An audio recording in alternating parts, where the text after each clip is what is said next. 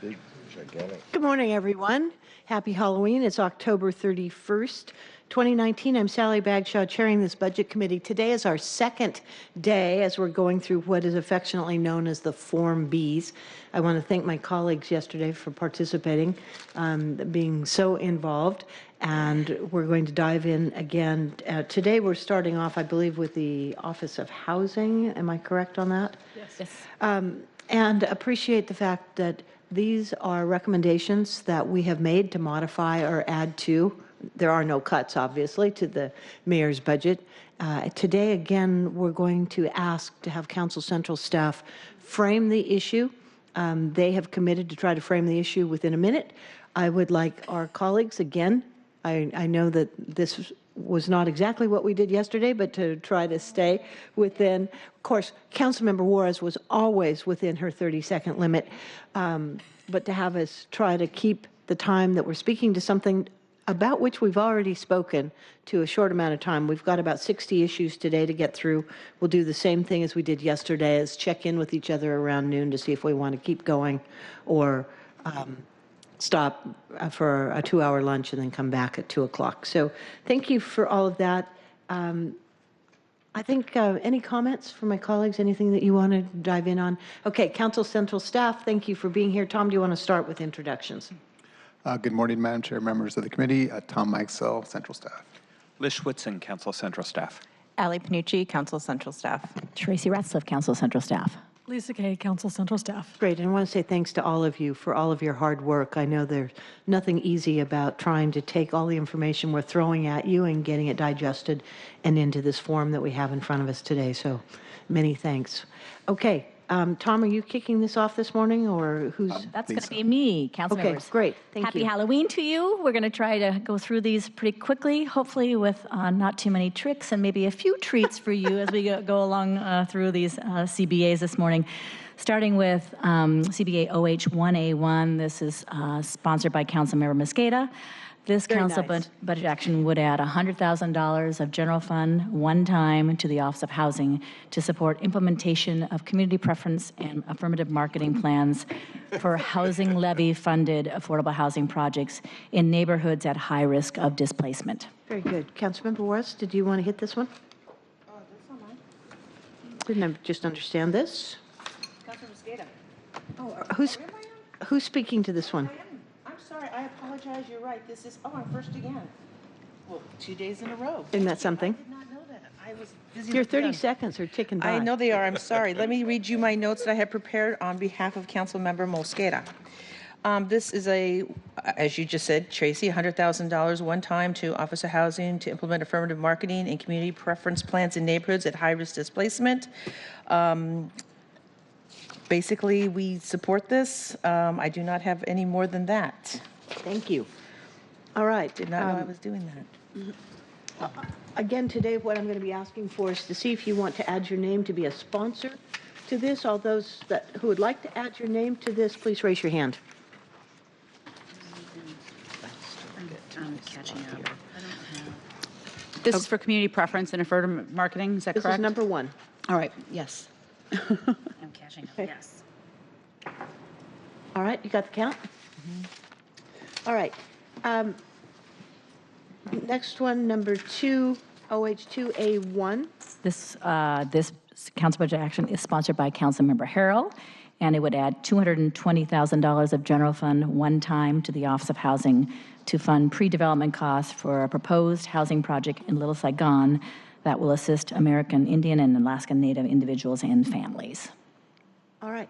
Councilmember Harrell. Very quickly, so this is the Seattle Indian Services Commission's Pearl Warren building. I think all of you are familiar with a long history of the building, but we are in a unique position to invest $220,000 with the commission to really redevelop and do some capacity building with the building. The long-term vision that they've been working extremely hard on is revitalizing what they're calling a native village in the city of Seattle. Would include up to 160 units of affordable housing, child care, early childhood education, an outdoor playground and community garden, economic opportunity development training for adults in office space, all this centered around, and also what they call a hall of ancestors and welcome poles and totem park. It's really an incredible vision.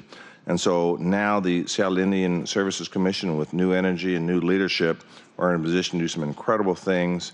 This is capacity building, pre-development costs for this project in Little Saigon. The community is excited about it as well, and I think this would be an excellent investment for $220,000. I think many of you have met with members of the commission and they've shared their vision with you, and so this is a modest investment that go a long way, sort of a legacy project for the Native American community. Excellent, thank you. Those who would like to add your name as a sponsor, raise your hand.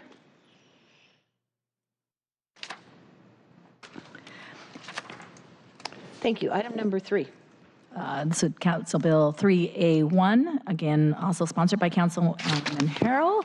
This would add $150,000 general fund one time to the Office of Housing to fund pre-development costs for a proposed affordable housing project for low-income seniors aged 55 years and older in the Central District.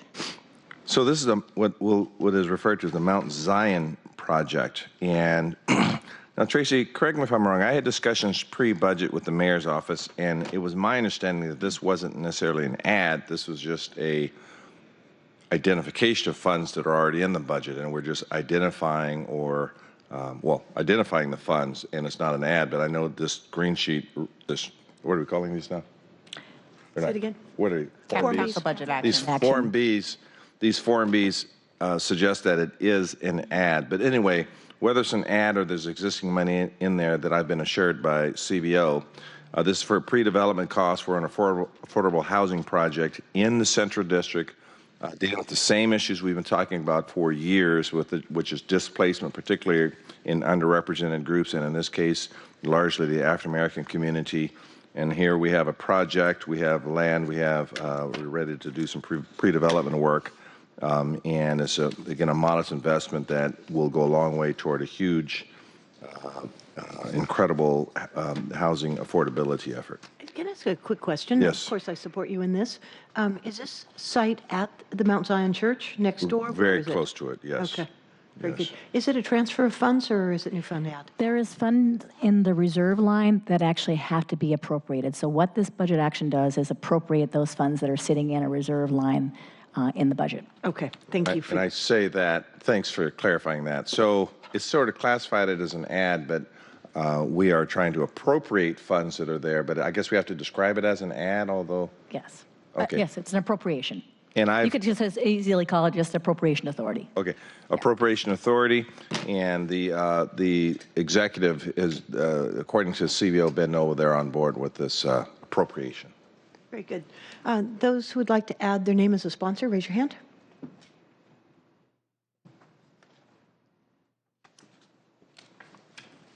Thank you.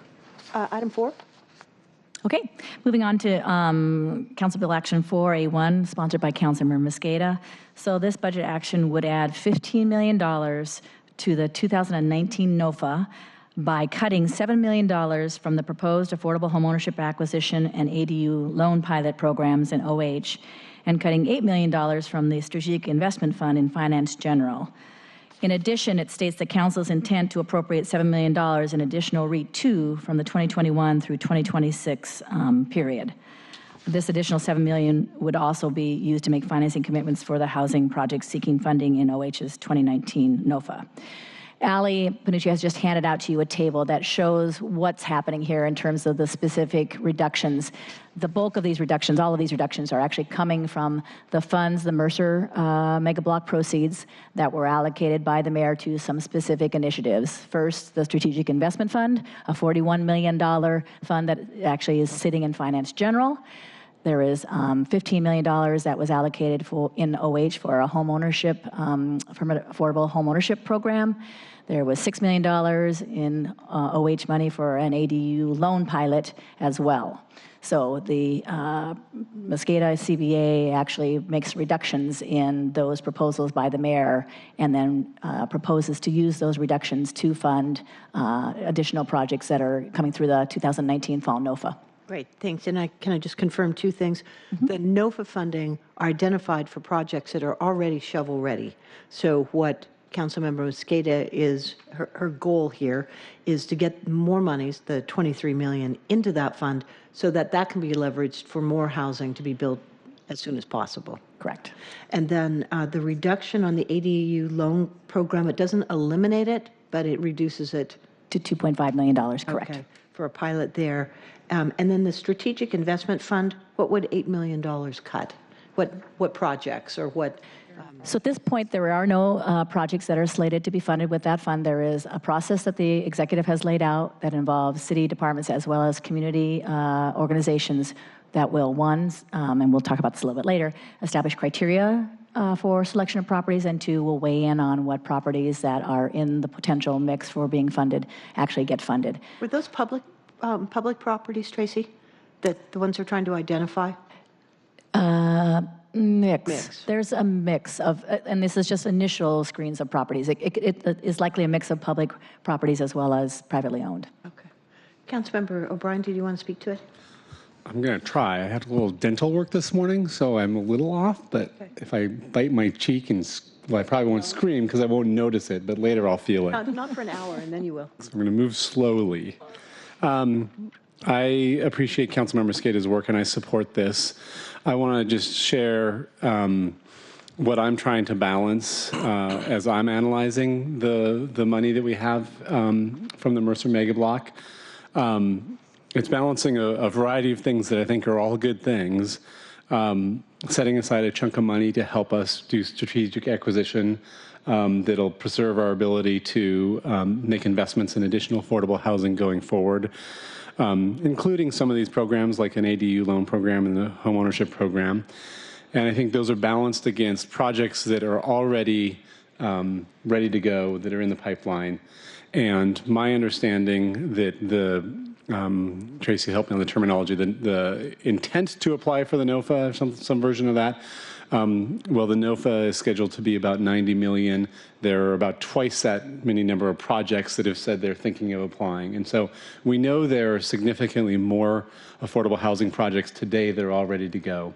And so this would shift, about $15 million from a variety of programs that would happen in the future to help fund housing projects that are ready to go today. That still won't meet the demand of all the projects that are going today, but I think it gets us closer.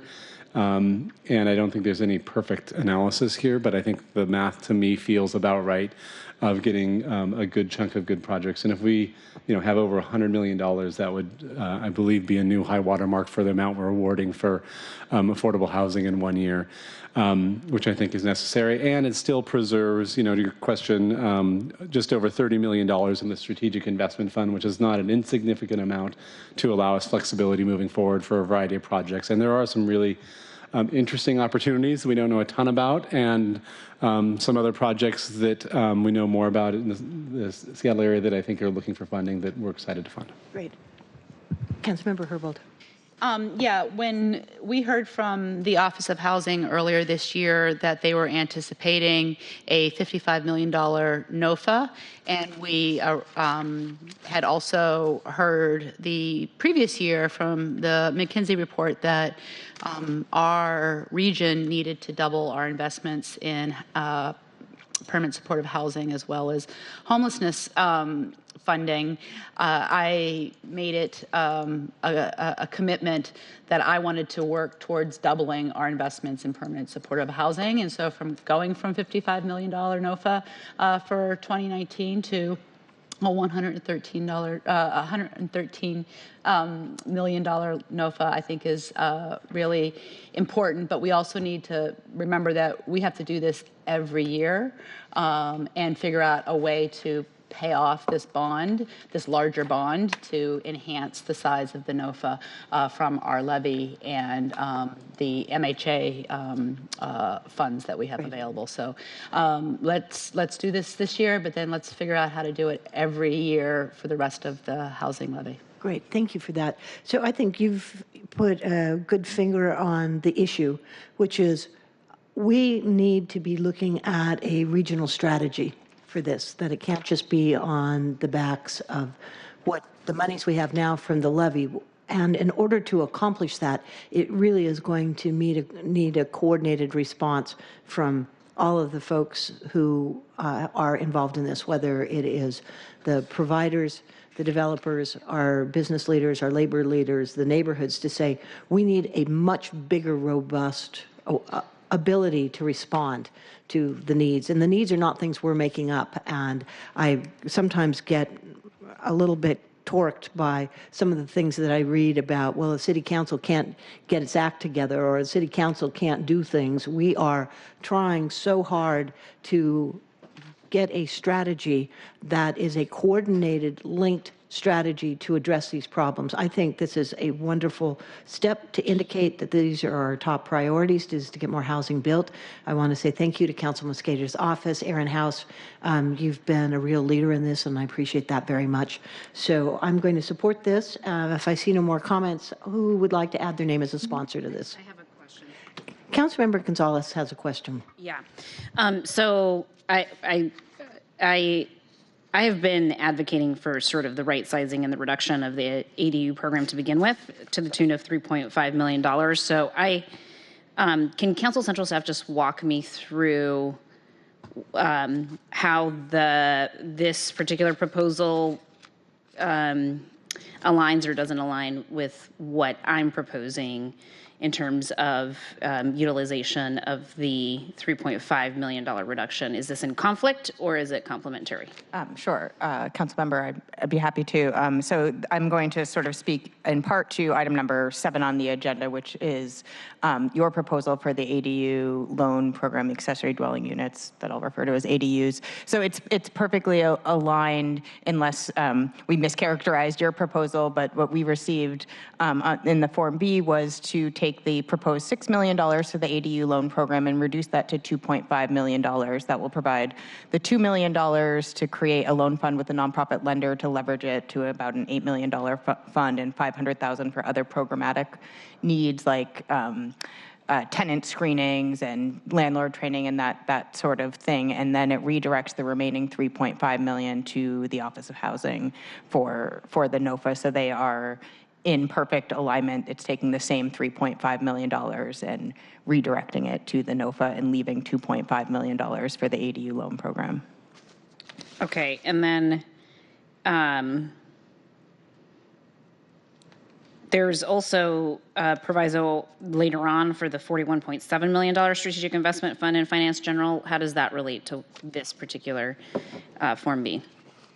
It relates only in terms of it putting a proviso on whatever money you all in the end decide should be in that strategic investment fund, and doesn't allow it to be spent until the executive comes back with a spending plan.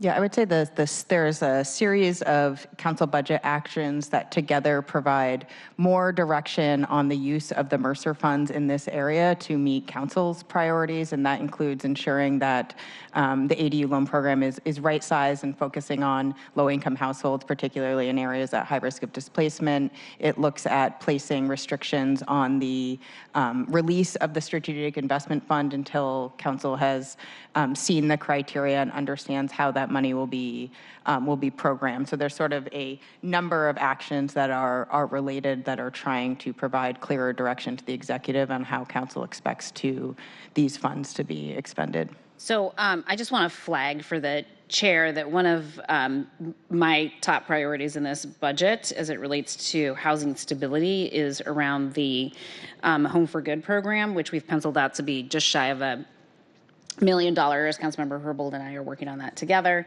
That's the shallow rental subsidy program. I just want to flag that to the extent that these two things are going to compete in terms of what gets funded, I would want to work with the chair and Councilmember Mosqueda's office on figuring out how to move some of the levers in this particular proposal to make sure that the $3.5 million that I have been identifying from the get-go is still available to me to be able to fund some of the other priorities that I have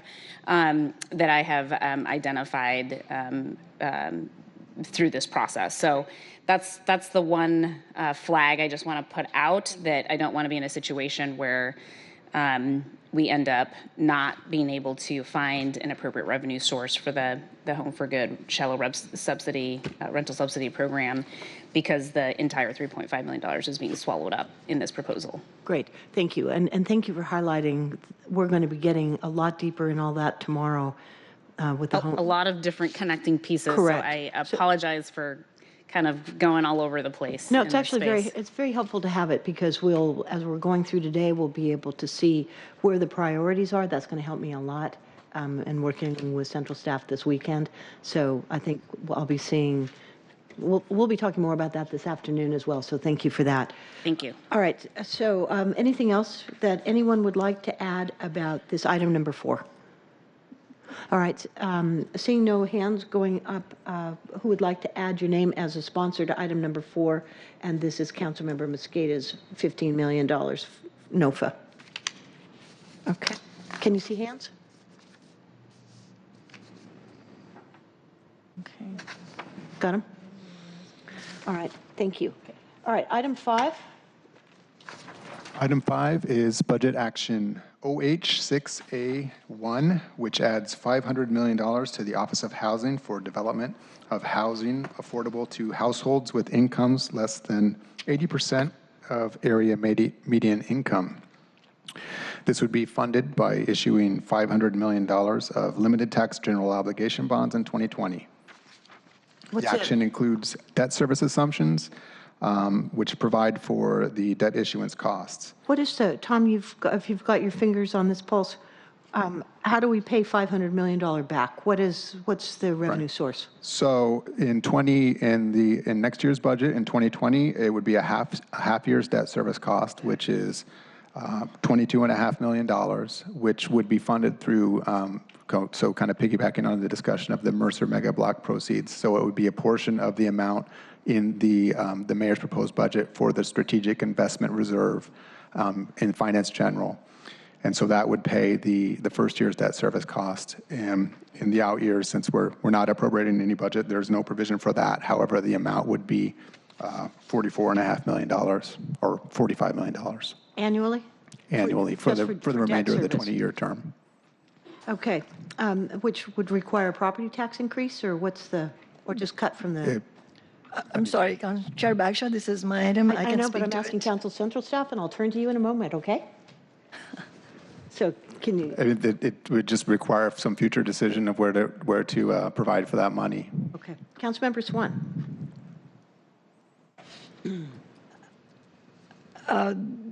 So, you all expressed a lot of nice words about how we need annual source of funds, which I could not agree with more. But we do need progressive revenues, and we don't have progressive revenues. The city has the nation's most progressive tax system. So we need, if we agree that we need an annual source of progressive revenue sources for building affordable housing, for social services, and so on, then this will need to be funded. The debt service will need to be funded through a progressive revenue source, and there are not very many progressive revenue sources at our disposal without changes at the state level. The Amazon tax, or the so-called head tax, is one of the avenues. And unfortunately, when most of the council repealed this last year, there were promises made that we will look into other sources or something, or to do something in order to make up for that repeal. But it's now been over a year, and so of course, we could take funds from here and there. But as you know, my preference is to not use a drop Peter to pay Paul kind of strategy, because most of the programs that we're funding need to be funded other than the sweeps of homeless individuals. And that's why, obviously, if you all support the $500 million bond on affordable housing, then it can be paid for by reestablishing the Amazon tax, or we can look for another source of revenues. But I think we have a moral and political obligation to do that, just given the crisis. Okay. Other comments on this? My only concern, frankly, is that until we've got that strategy, I would feel that it's irresponsible as budget chair to put a $500 million ask on something that we can't pay back. Although conceptually, I think you're absolutely right, that's what we need. So who at this point would like to add your name as a sponsor? Got the count? Okay, item 6. Moving on to Council Bill Action 7A1, sponsored by Councilmember Mosqueda. This would add $67,000 in one-time general fund to the Office of Housing for home buyer counseling for first-time low-income home buyers who will be future owners at the Othello Square Co-op project. This funding, in addition to $150,000 that was included in the mayor's proposed 2020 budget, would bring the total funding for this activity to $217,000. Great. And this is Councilmember Mosqueda. Is somebody speaking to this? Member O'Brien, how's your mouth? My mouth is okay. I actually have some notes on this, but I can't seem to find them at the moment. So I have Tony Toe staring at me in the front there, and I know just to get his notes he sent me. Hang on one second.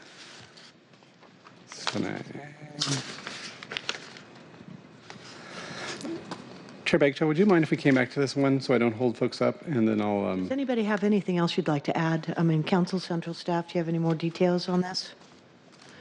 Councilmember Gonzalez, do you have any additional information? I don't have any notes on this one. Okay. I will dig them up if you just give me a second, but I don't want to hold up. Can we come back to it in just one second? Can we just move forward to the next one and then return? Absolutely. Okay, Thanks. great. So now we're moving on to item number 7. We will come back to item number 6. And this is imposing a proviso of $2.5 million in Office of Housing for an accessory dwelling unit loan program. This is Councilmember Gonzalez. You spoke to this earlier. Would you go ahead and frame it? If I could for just, I briefly described this council budget action sponsored by Councilmember Gonzalez. But if you would indulge me for a minute, I just thought I would, given the broader question that Councilmember Gonzalez posed, I would just want to note on the handout we provided, it shows the ways that the mayor has proposed spending a over $76 million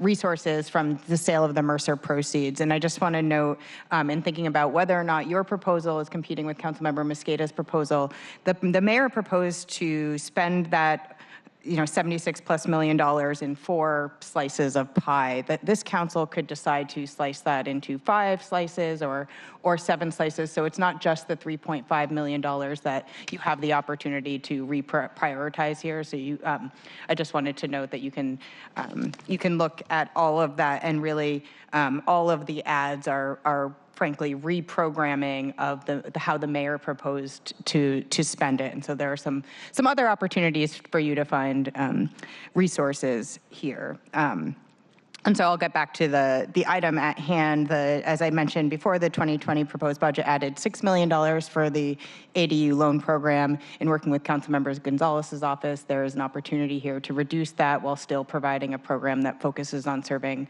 low-income households. This action would require a completion of a racial equity toolkit and places a proviso on releasing the $2.5 million until the Office of Housing comes back with proposed changes to the housing policies.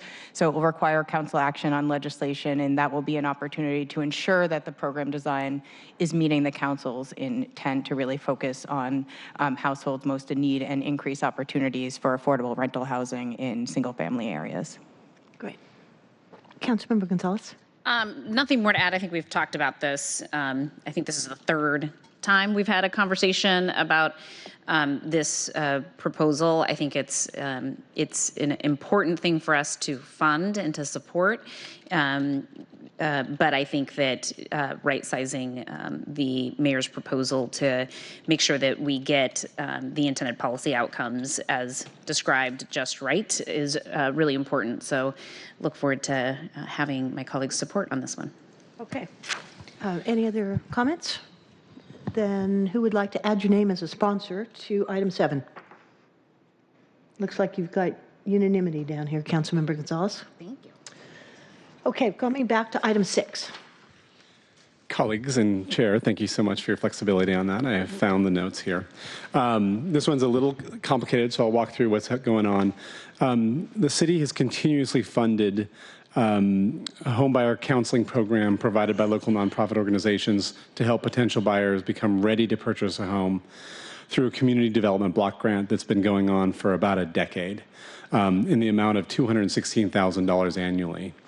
What recently happened is Housing and Urban Development, the federal government, changed the CDBG category designation for homebuyer education, which my understanding is it allows for more flexibility in those funds.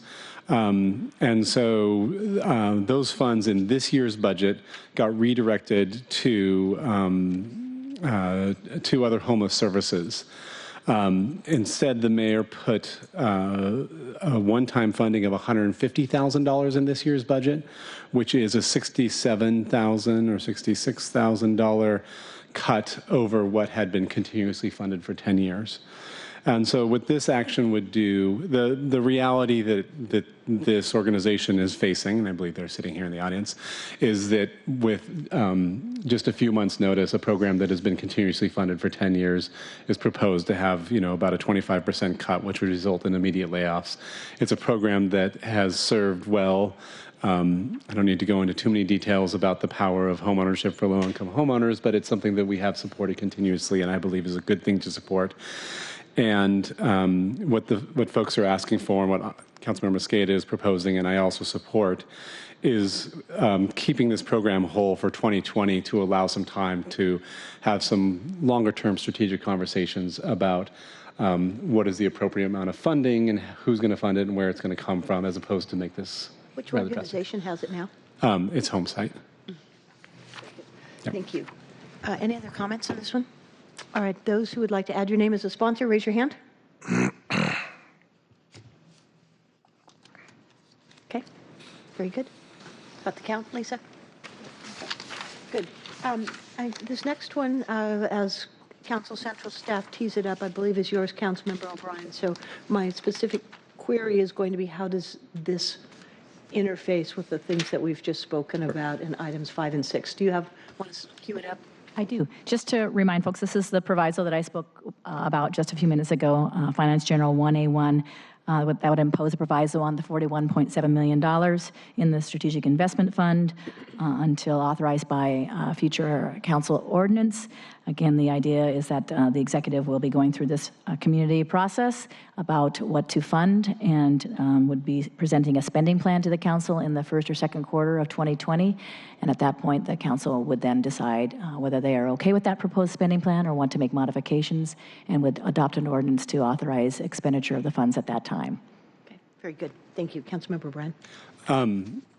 Not a lot to add. I mean, want to be really clear with the public and others that the mayor is proposing this money go into financial general, which means that would require a council action to move it out. So it's not that this was proposed to be, flexible funds that they would spend. The idea behind the proviso is just to a little belt and suspender again, but to reemphasize that there's an expectation this come to council. And my ultimate goal is to ensure that to the extent that the council has some criteria they really want to be considering, and some of that is embedded in the proviso, we're getting that out in front of the process. I think we set ourselves up for harder times down the road if the executive is planning to do something with it that we're not aware of and we have different intent on it, and then we end up further down a path arguing over if this is the appropriate. So trying to send a clear signal early before negotiations or proposals are coming forward is my goal here with this proviso to get intent.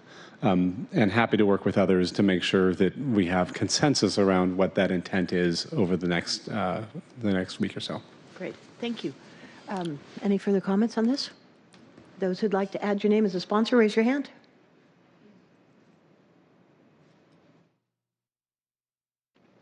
Got the count? Very good. All right, so we're moving on to Seattle Parks. And Actually, we have one more. There's a second one that's related. Yep, Finance General 2A1, which is a SLI, again, related to the Strategic Investment Fund. Okay. So this is the slide that would actually request the executive to come back to the council with proposed criteria for the selection of projects for the Strategic Investment Fund that are similar to criteria utilized by the Equitable Development Initiative. And those criteria that are specifically requested to be looked at are included in the slide. It also does request the executive to include community members on the IDT that will make the selections of those properties, and then to provide a report to the council by January 31st of 2020. Very good.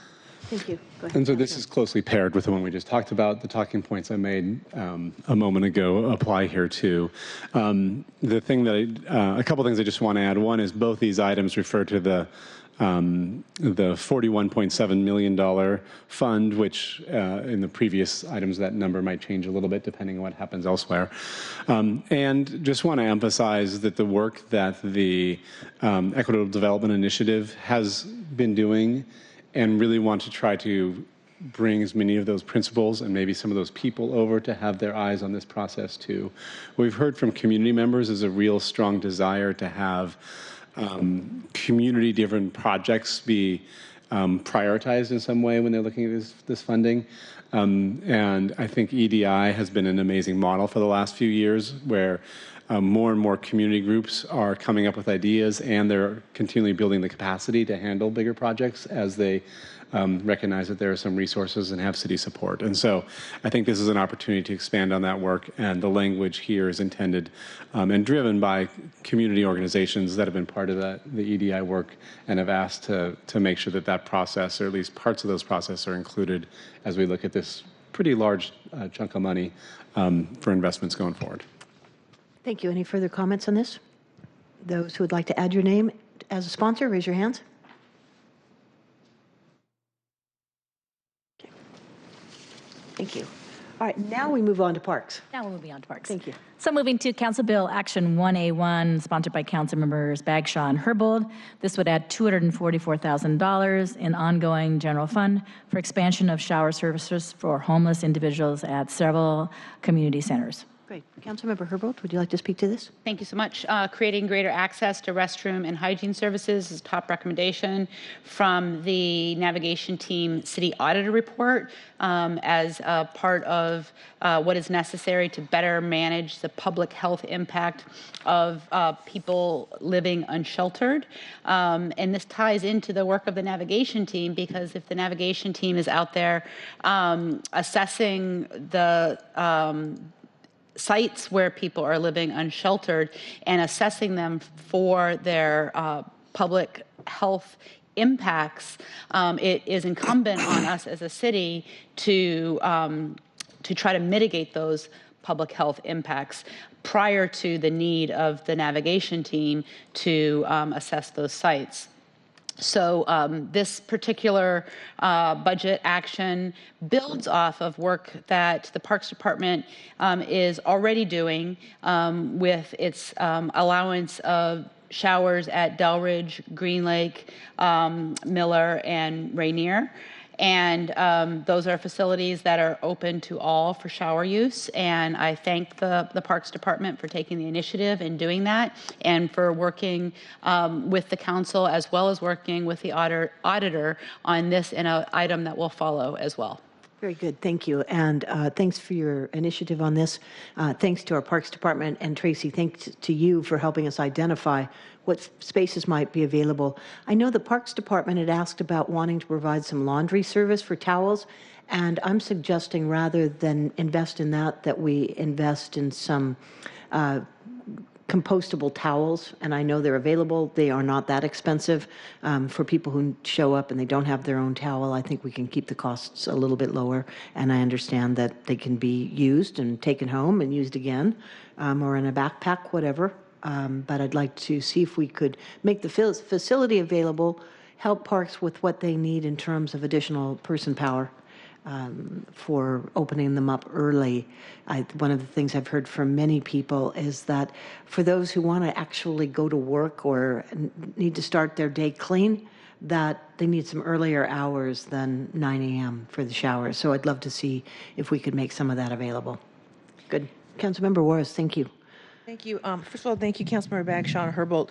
As you know, this has been a continuing discussion of mine since we started chairing parks is community centers like libraries are constantly evolving, and we've gone beyond just the specific needs of why we created these public assets and institutions decades, hundreds of years ago.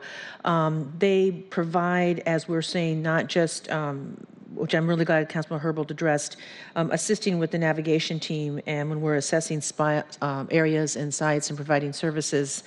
I guess the other issue, and you'll hear it in the next one that's coming up, and it's been a constant refrain of mine and Councilmember Bagshaw as well, when we address number 11, is that in the 21st century, we have to include space for social services. And I think 10 years ago, people didn't think that libraries would have social service workers and that community centers would be open to have menstrual products, diapers, showers. These are all public assets. These are all things that taxpayers have. This is a public space for public needs, and that may shift and change over time, but not every community just owns their community center only for their use. It belongs to all the citizens of all of Seattle. So I just want to thank you for that very much. Thank you very much.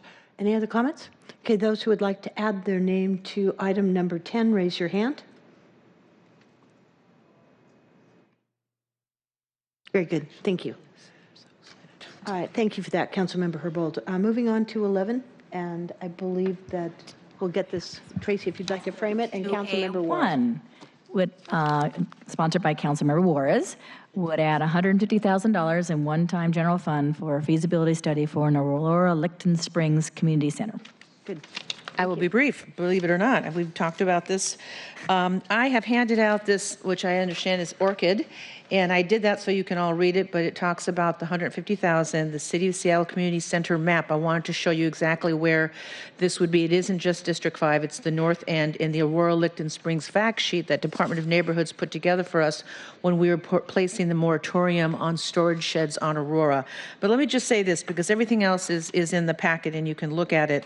This is probably the 5th feasibility study that has come out of the north end, in particular District 5, and I want to assure everybody that these studies and these feasibility studies that my colleagues have so graciously granted us, anywhere between 50,000 and 150, they have all come to fruition with programs, brick and mortar,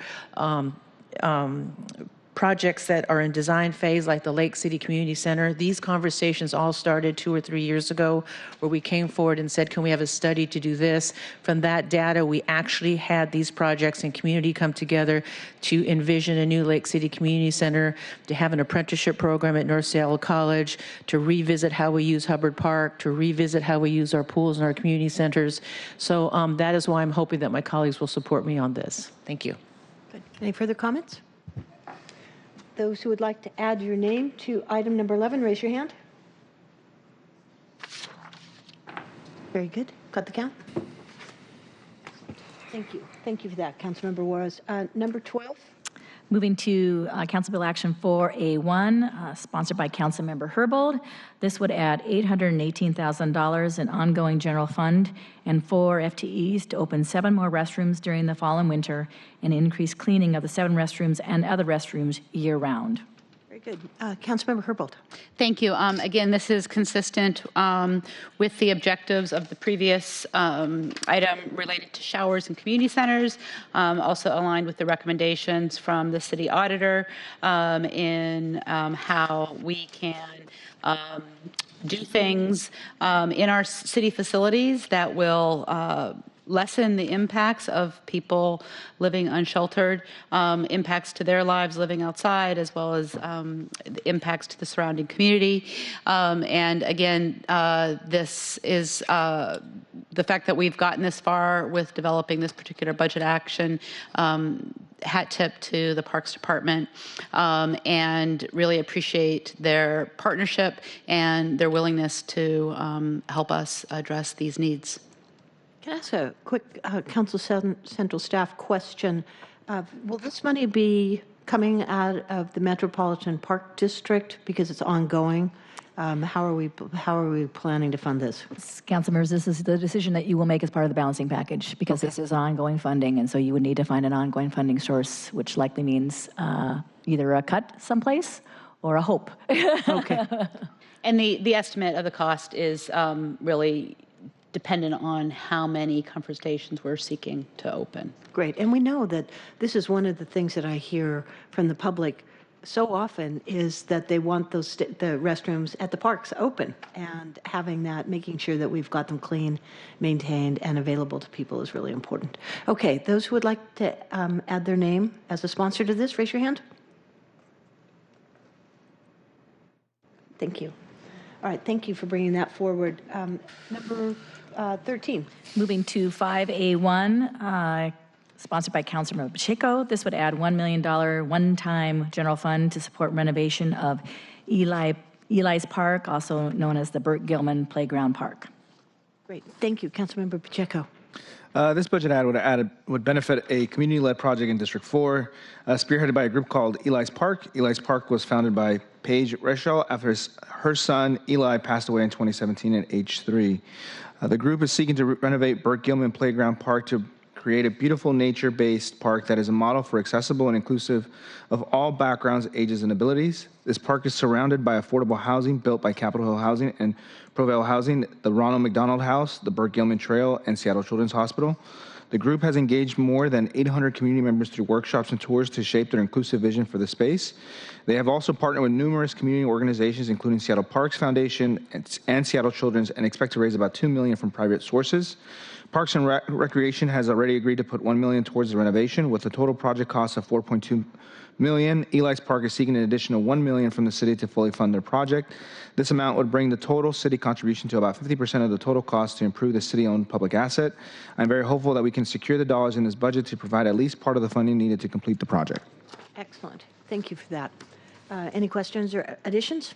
So just as a landmark, it's also right next to the neighborhood greenway going north. So we've got Burt Gilman, and we also have the connection there with the neighbors. Those that like to add your names as a sponsor, raise your hand. Good. Thank you for bringing this forward. I know you've been a great advocate for it. Okay, item 14. Yes, moving to Council Bill Action 6A1. This is a SLI sponsored by Councilmember O'Brien that would request a report from the Department of Parks and Rec on the status of the Green Seattle Partnership Program. This program is a collaborative effort between the city and Forterra to restore 2,500 acres of forest parkland in Seattle by 2025. Great. The SLI lists the information that would be required, and it would be due to the council by June of 2020. The Green Seattle Partnership is a program that's been a collaboration between the City of Seattle, Forterra, and a number of other organizations. And the original goal was to restore 2,500 acres of forested parklands in Seattle by the year 2025. They've done an amazing amount of work. We had a great council briefing a few weeks ago. The goal here is what will be the last 5 years of this program to understand fully what's going to take to fully build that out. And so asking them to report back on, as you can imagine, some of the harder places to restore have been left towards the end. Some of this work will be able to be done by volunteers. Other will probably require more technical crews that are going to need to have certain expertise. So I look forward to hearing about this report when it comes back, because I think this program is an amazing program, and I think it's one of the best ways to create more open green space accessible to people in Seattle is using our existing property that we already own and making the much more modest investment compared to new acquisition to restore that property to make it accessible. Great. Thank you. Thanks for bringing this forward, Councilmember O'Brien. I support this and also want to acknowledge how important it is with our canopy effort and to make sure that these parks are healthy.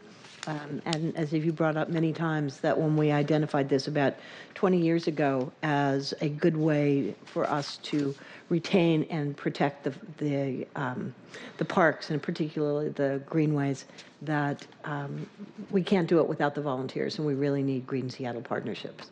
And one thing that at that briefing that they reminded me of is that specifically around the canopy, a lot of our deciduous trees with the great leaves that turn color at this time of the year, those trees typically live 50 to 70 years. And so a lot of them are just at the end of their life. And being able to go into these areas and make sure we're planting the next generation of deciduous trees to take over as those start to fail is going to be critically important for the maintaining the Thank you for canopy. that. Councilmember Juarez, did you have an ad? Just really quickly, first of all, I want to thank Councilmember Bryan. I know that this program started developing back in the 90s. And so thank you for bringing this forward. Even without a slide, I would have supported you in this program, and I didn't know that you were going anywhere. So hopefully you'll be back in the committee when we come back with this report. So thank you very much. Great. I'm sure you will be working toward solutions. Yes, okay. Councilmember Bryan's teaching me how to ride a bike. Thank you very much. Okay. I'm looking forward to that. Those who want to add your name to this SLY, number 14, raise your hand.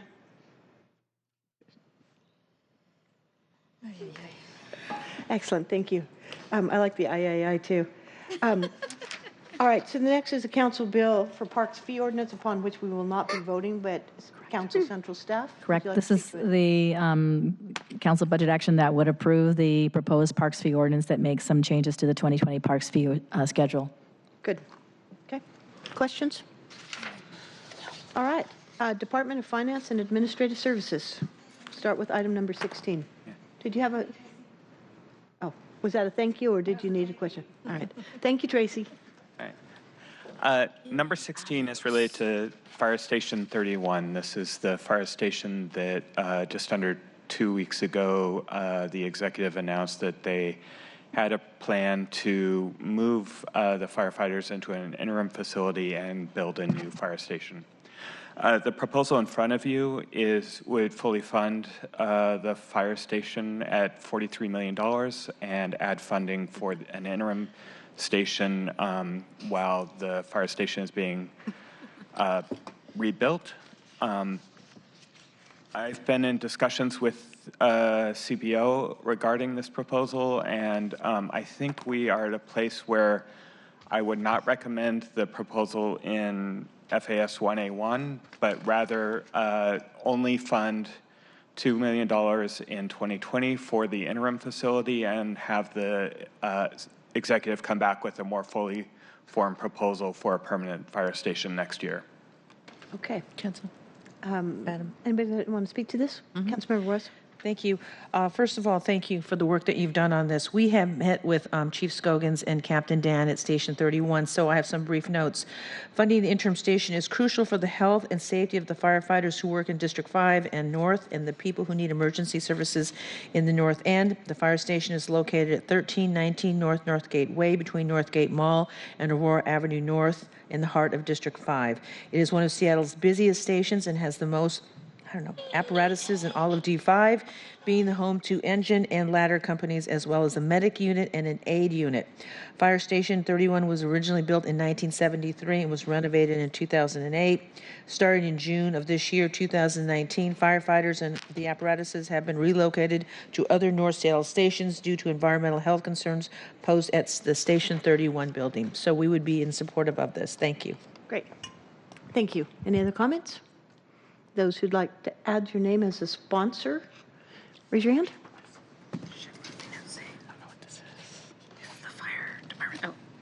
You got the vote? Sure. Okay. Thank you. All right. Moving on to item 17. Item 17 adds $537,000 and 3 FTE to FAS to allow them to lower the threshold for the priority hire program from $5 million to $2.5 million. It would place a proviso on those funds and those positions to allow the priority hire advisory committee to make a recommendation on whether or not it's appropriate to lower the threshold prior to spending any money. Thank you. Councilmember Herbold? Thank you. So using city-funded and public-private partnership projects, the priority hire program requires contractors to prioritize the hiring of residents that live in economically distressed areas for projects over $5 million currently. FAS estimates that between 6 and 12 new projects every year would be added if the thresholds were reduced to 2.5 million. There are currently about 10 projects per year. We had an earlier proposal that did not proviso the funds pending a recommendation from the Priority Hire Advisory Committee. We decided that it would be wise to do so, and so this reduces the costs from the earlier proposal by assuming positions would start in April 2020 instead of January. Some high points from the 2018 Priority Hire Report.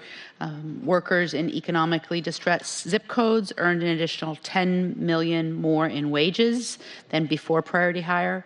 Apprenticeships of color nearly doubled their share of apprentice hours on CWA projects compared to non-CWA projects, and 416 pre-apprentice graduates and individuals receiving career navigation services were placed into the construction industry through city investments.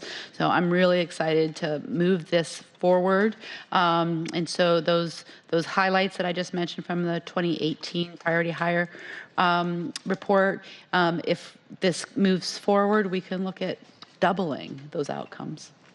Excellent. Thank you for that. Any further additions, Councilmember O'Brien? Just quick, the program has proved to be exceeded all my expectations. It's a community-led program to really change how we do contracting, and some amazing folks at FAS have been partnering with community all the way through. And Councilmember Herbold, I really appreciate your attention to this and fully support the idea of expanding it. I think it's a model on, frankly, how we should do as much work as possible. And hat tip to you for getting it started. Right. Councilmember Worth. I want to thank Councilor Herbold again, because when we did a study, as I talked about earlier, this priority hire program, the study that we did in 2013, which resulted in a building and trade actual apprenticeship program at North Seattle College, had its first cohort. It's completely filled for the first year, and their focus is on women, low income, promise program, people of color. And so to actually see this happen and on the ground, and we actually got our crew hired that's building at Light Rail at Northgate, has been really successful. So I want to thank you for your work on this, Councilmember Herbold. Great. Those who would like to add your name as a sponsor to item number 17, raise your hand. Great, thank you. Okay. All right. Number 18 is FAS 3A1. This adds $2.15 million of cumulative reserve subfund unrestricted funding from the Washington State Convention Center alley vacation proceeds, and $2.45 million from the strategic investment fund resulting from the sale of the Mercer Mega Block to FAS to build a 4-room child care center on the first floor of City Hall. Great. Thank you. And this is Councilmember Mosqueda's? Yes. Does anybody have? I have talking points for this, All right, Chair. Thank you. So really excited to continue the dialogue around meeting the childcare shortages in our city and across the region by advancing this particular budget request on Councilmember Mosqueda's behalf. Just yesterday, Seattle Weekly ran an article titled "King County Parents Are Still Struggling with Childcare." That article affirmed for us what most of us already know, which is that Washington State is one of the worst places to find childcare, with only 5 states in worse shape than us. Parents who can't find care for their children often end up leaving the workforce, which removes institutional knowledge and skills in a tight labor market and perpetuates the inequities of gender disparities in the workplace. The article references a chamber study that found that half of Washington parents found it difficult to afford childcare, and more than a quarter quit or left school or training because of childcare issues. About 10% were fired or let go. In total, the report estimated that $6.5 billion is lost annually in direct and opportunity costs due to employee child care issues. Here in King County, of the 127,500 children under the age of 5, childcare providers have space for only half that number, and the number of childcare slots in the county has increased with 2,300 new slots in the past 5 years, but the number of children under 4 who may need childcare grew faster. We know that the median monthly cost of full-time infant care in King County is more than $1,500 a month, and that families average about $24,000 in cost a year to pay for child childcare, and this continues to grow and is even worse in many instances here in the city of Seattle.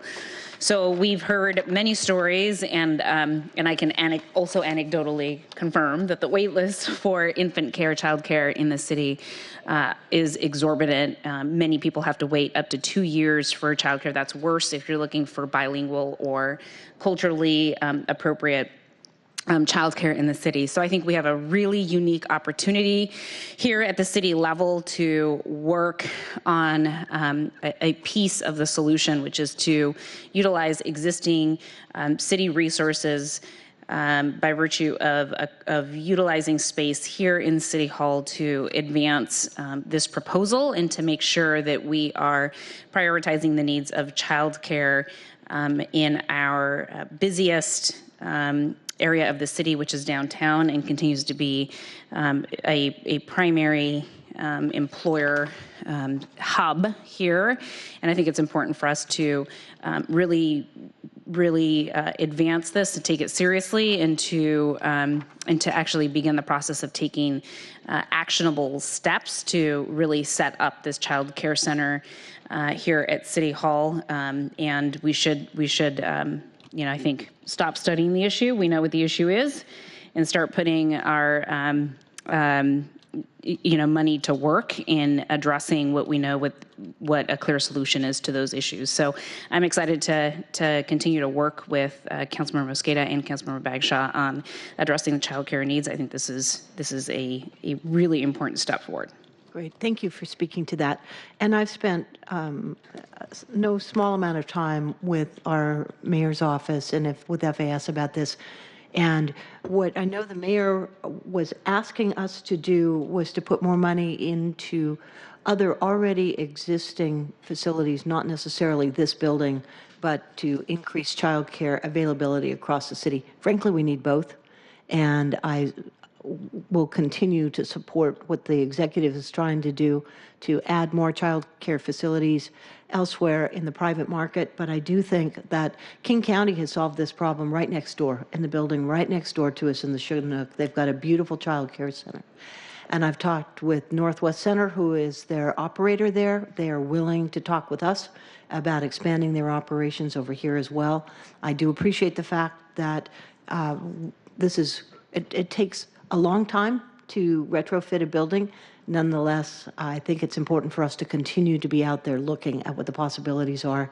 And know, we heard from your former staffer, Josh Fote, yesterday, that it's very important for parents to have places where they go to work to bring their children. It saves time. It provides that space for parents to continue to connect with their kids. So let's move forward with this. If there are any other comments on it, those who would like to add their name as a sponsor to this one. This is Child Care Center here on site. Councilmember O'Brien. Very good. Thank you. All right. I knew you wanted to. Number 19 is FAS 5A1. It is a statement of legislative intent that would request FAS, in consultation with Office of Labor Standards, to report on a plan for adding voluntary questions about business characteristics to Title VI business license applications. The report would be due June 30th of 2020, and it is sponsored by Councilmember O'Brien. Very good. Thank you. Colleagues, this is an attempt to try to collect a little more information to better understand some of the business dynamics happening in Seattle, asking folks to fill out the business return, things like how many employees do you have in Seattle compared to worldwide, if you're a franchise, and other such information that I think would be useful for policy reasons going forward. It's not a comprehensive effort. We will not be able to get all the information we want, but I think it'd be a start in gathering some more information that could be informative. Is there a way that our Office of Economic Development, OED, can participate in this? Because I know that they're looking for ways to streamline, but also ways to connect with businesses to help with whatever the issues may be going forward. Absolutely opening to conversation with OED. Certainly the data would be available for folks, so that's a great idea. Any other additions? Comments? All right, those who would like to add your name as a sponsor, raise your hand.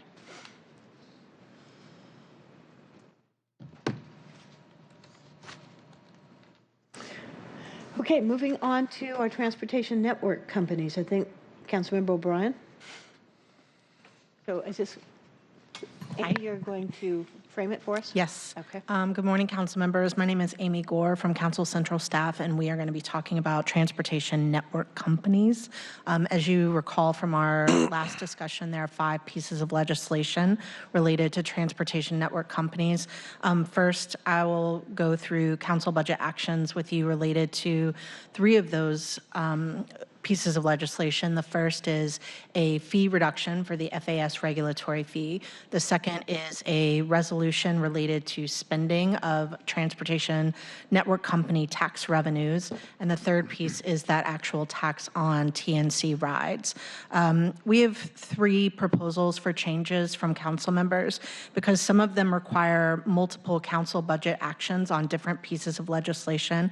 I thought it would be easier if we first go through an overview of all 3 proposals and give council members an opportunity to discuss their amendments. Then we will go through the legislation and the council budget actions in order of the agenda. Very good, thank you. So the first 3 we're not going to be voting on. We can comment on it, is that correct? Right. I just want to give council members an opportunity to kind of give an overview of what their proposal's intention is. Great, thank you for that, Amy. And then we'll discuss the specific actions. Excellent. Councilmember O'Brien, are you taking the lead on this? No, I think I am. Councilmember? No, the first I don't one, care who takes the lead. we have What tab are you Councilmember Herbold. What this is tab are you 20. starting on now? Number 20. I don't think it's 20, though. Yeah, I was going to give Councilmember Herbold an opportunity to discuss her proposal, and then Council President Harrell also has an idea that takes several I actions. guess it is 20. I'm sorry. So 20 is just the substitute. Okay, so Councilmember Herbold, do you want to start? I'll follow Amy. Thank you. We'll go to number 21. Oh, Council Member Herbold has a proposal to remove the City Center Streetcar Connector as a specified transit project that would be funded by the TNC tax revenues. It adds the purchase of transit service and third-party funding for West Seattle Ballard Extension as specified uses, potential uses for the funds. This would require an amendment to both the tax ordinance and the spending resolution. Great. And did you want to add the third one in as well on that, or just start with? The next one's Bruce. Okay, I'll all right. go through all 3 kind of big picture proposals first. The second one is from Council President Harrell, and he has what would be 4 actions that would make amendments to allow $1 million per year of TNC tax revenues to be used for a new transportation assistance voucher program. The program would provide vouchers to low-income residents, seniors, and persons with disabilities to take trips from 4 higher licensed operators in Seattle. This would require 4 actions: amendments to the tax ordinance and to the spending resolution, as well as a proviso and a SLY. The third proposal is from Councilmember Mosqueda, and it would amend the spending resolution to change the targets for the area family median income of the affordable housing funded with tax revenues. The current proposal allows for all housing funded with the tax revenues to be affordable to households earning up to 80% of area median income. Her proposal is to change it to 60% of area median income for rental housing and keep it at 80% for affordable ownership housing. Great. So now we can walk through the actual pieces of legislation and the council budget actions that would effectuate these changes. Okay, Councilmember Herbold. Thank you. Appreciate the explanation of the amendments to the resolution. Just want to highlight that there will be discussion later on of a separate proviso proposal that actually we'll hear tomorrow that will require an operations funding plan and a backup construction plan in the event that federal funding is not available as is anticipated from SDOT, and require this by March 31st. In short, this change to the resolution removes the Center City Connector streetcar from the recitals and specified eligible use for TNC tax revenues. It adds the purchase of transit service and Sound Transit West Seattle and Ballard Link extensions as eligible specific uses. In addition, I think really important point to make is that with allowing these revenues to be used for the purchase of transit services, it could help reduce the size of our sales tax for bus service through the Transportation Benefit District in the future. Alternately, depending on what happens on Tuesday with I-976, it could be really an important stopgap on the impacts of that measure and the impact specifically on our ability to continue buying additional bus service from Metro. Great, thank you. And is one of your recommendations, I just heard that, is to reduce the sales tax? By allowing the TNC taxes to be used to purchase Metro bus service, it would allow us in the future, when we enact a new transportation benefit district, to dial down the sales tax portion of that. Very good. Thank you for that. Any other comments? Councilmember Pacheco? So I appreciate the desire to move more funding for transit projects across the city, especially if I-976 passes next week. However, I do believe that it's critically important that we keep our commitments to the streetcar. The Center City Connector is a crucial link between South Lake Union and the First Hill lines, making each line part of a more comprehensive and complete network. Connecting these lines is particularly important to fulfill the commitments we made to so many small businesses who endured years of construction, especially the displacement of vulnerable businesses in the Chinatown International District. The Center City Connector is expected to carry over 20,000 passengers per day once completed, with 40,000 more households and 60,000 more jobs expected to move to the streetcar area. And with new downtown light rail now expected in the 2030s, this investment will help our transportation system keep pace with the change in growth we are seeing in downtown. Additionally, approximately 2/3 of Seattle voters also support the streetcar, as we've seen in recent polling. Finally, in regards to the West Seattle Link extension, I would have concerns that this money ultimately goes to tunneling for light rail in a relatively well-off area. I think if we are directing more money towards a light rail, it should go to further and faster expansion rather than expensive tunnels that may not improve service times. Thank you, Councilmember Pacheco. Before we vote on anything, I'd love to have Council President Harrell talk about his item. Yeah, and then we can go through each individual agenda item and talk about it in context of the proposal overview and do the vote then. Right, exactly. Yeah. Thank you, Amy. I appreciate that because Councilmember Herbold raises some very interesting points in light of a lot of the newer information we found out about the streetcar.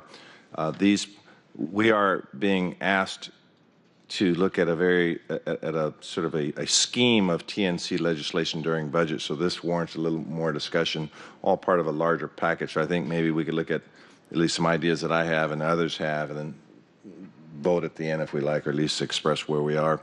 So should I just dive into the voucher program? So the concept here is pretty simple, but let me explain to you. It's basically a proviso for $1 million of the revenue to create a transportation assistance program. And let me give it a little more context. So you may know that King County has a program called Taxi Script, and that serves low-income residents from 18 to 64 who either have a disability or age 65 and over. And if you register it, you get 8 books of Taxi Script, the legacy taxis from Metro at a 50% discount to meet your transportation needs. And so, again, it's called a Taxi Script program, and it's very successful.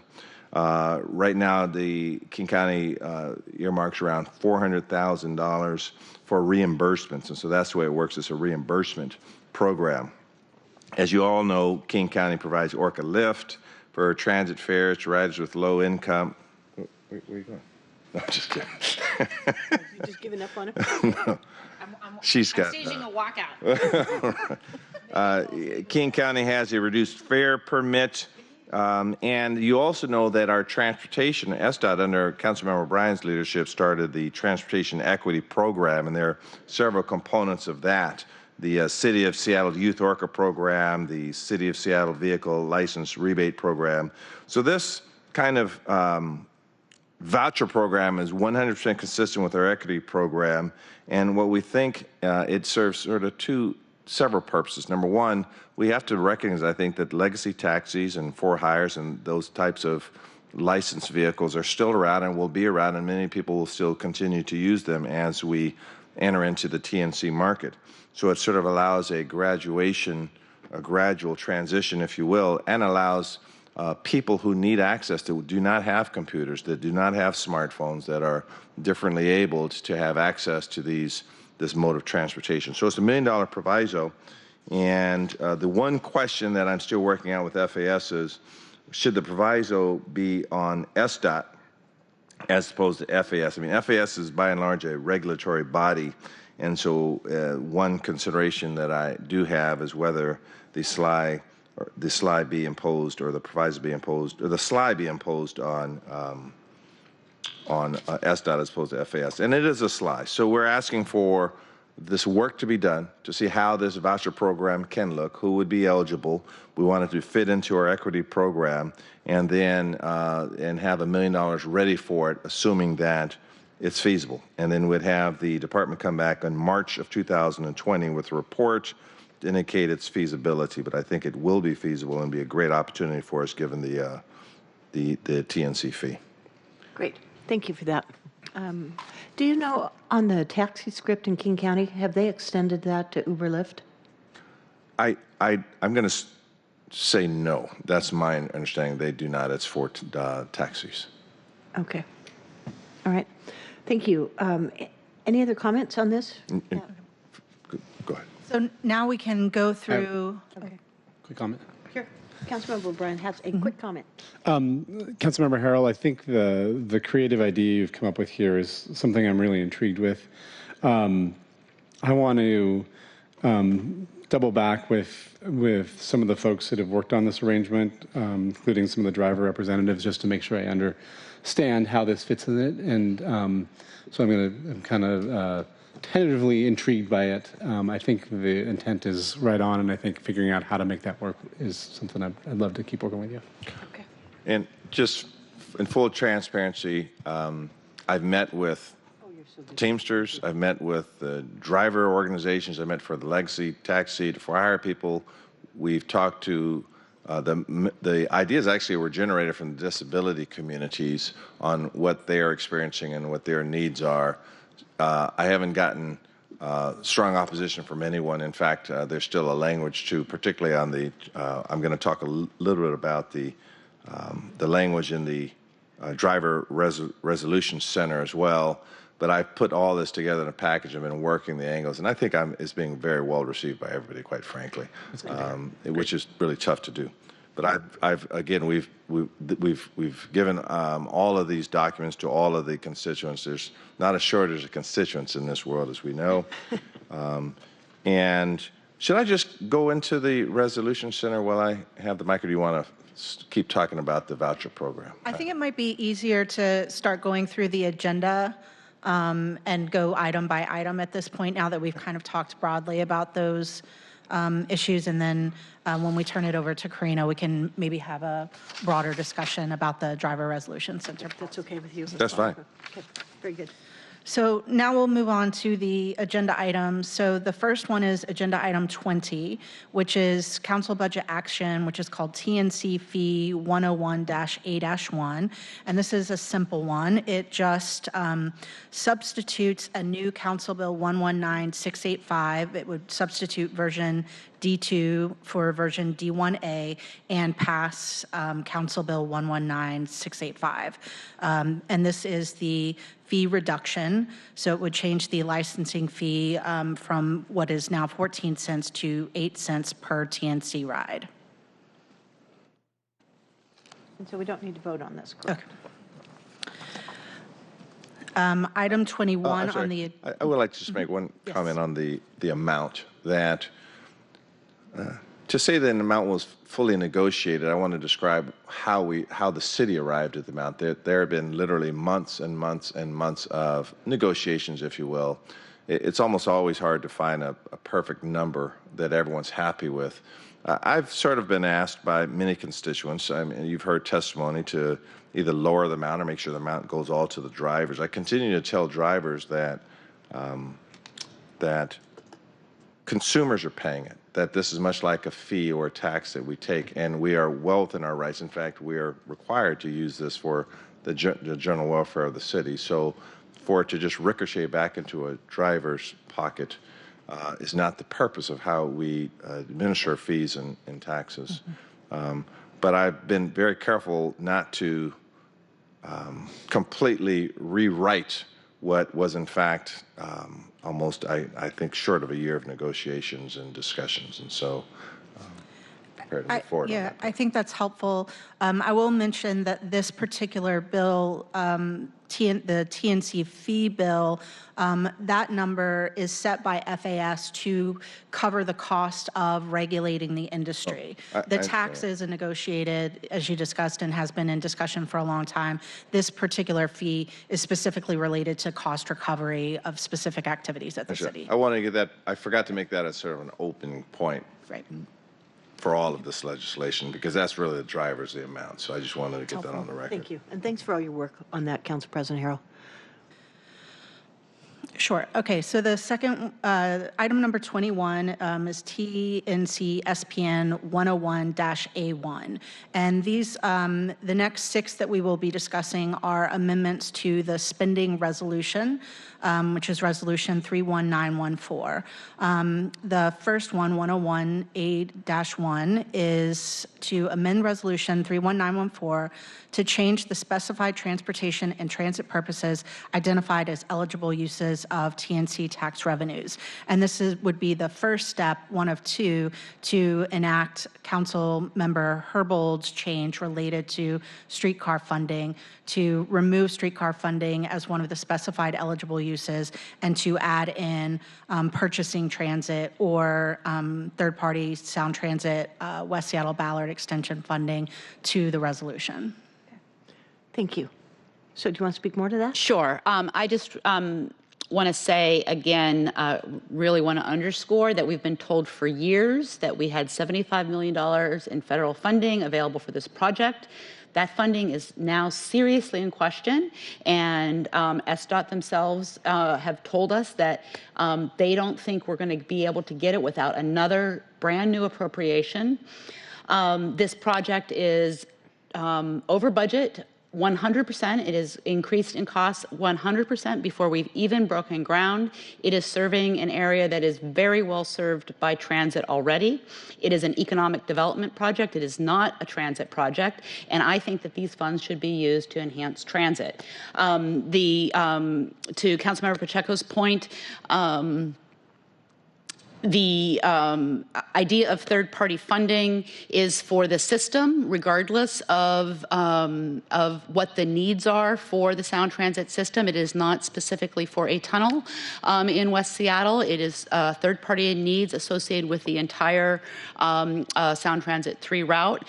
It is an option. It is not the only option. The other option, as I mentioned before, is bus service. The idea is to reorient these funds to true high priority transit needs.